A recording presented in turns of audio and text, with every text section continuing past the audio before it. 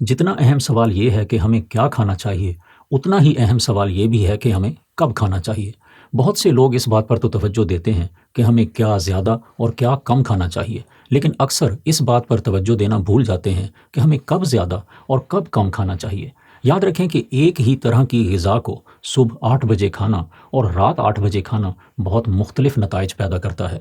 इसकी वजह यह है कि हमारे जिस्म की ग़िज़ा हज़म करने की सलाहियत यानी मेटाबॉलिज़्म में दिन के आगाज़ और दिन के इख्तिताम के दौरान बहुत फ़र्क होता है।